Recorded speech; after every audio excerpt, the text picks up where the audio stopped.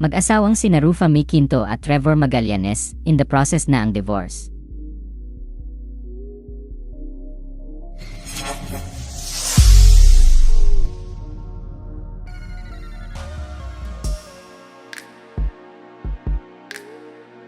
Matatandaang nag-viral ang mga screenshot ng umano'y private conversation ng mag-asawang sina Rufa May Quinto at Trevor Magallanes. At dahil naka-private ang Instagram account ni Trevor, tanging mga followers niya ang makakakita ng kanyang mga post sa naturang platform. Nitong Biyernes, November 13, 2024, ibinahagi ng isang Reddit user ang screenshot ng Instagram stories post ni Trevor. Pero nilinaw ng nag-post na hindi galing sa kanya ang screenshot at sinabing galing daw iyon sa kanyang bestie na naka-follow kay Trevor. Sabi sa caption ng naturang post, ayan screenshot nung bestie ko na naka-follow sa kanya. Pinost rin niya yung video ng arrest niya sa Hawaii, hahaha. Buti na lang tahimik lang si Rufa May, sana makauwi na siya soon. Makikita sa naturang screenshot ang date at time na December 12, 2024 at 8:31 PM at ang pahayag ni Trevor tungkol sa estado ng relasyon nila ni Rufa May.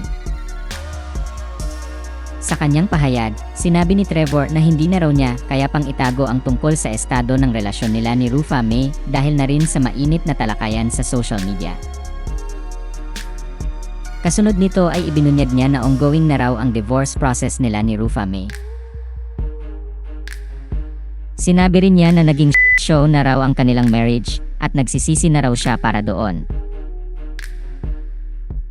Binigyang diin pa ni Trevor sa kanyang pahayag na ang tanging nais lamang daw niya ay makawala rito at mag-focus na lamang sa pag-aalaga sa kanilang anak na si Athena.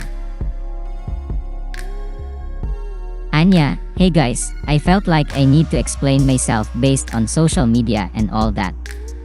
I want to make myself clear that Rufa May and I are in the process of a divorce.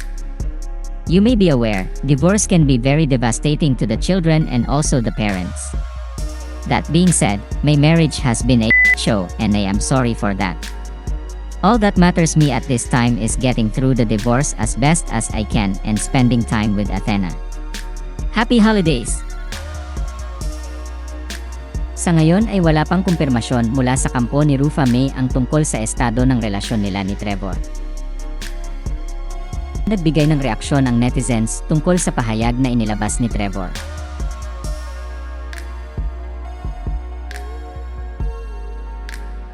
Samantala, ibinahagi ni Rufa May sa kanyang Instagram account ang mga larawan ng kanyang sarili at nakalagay naman sa caption ang "Kaya pa".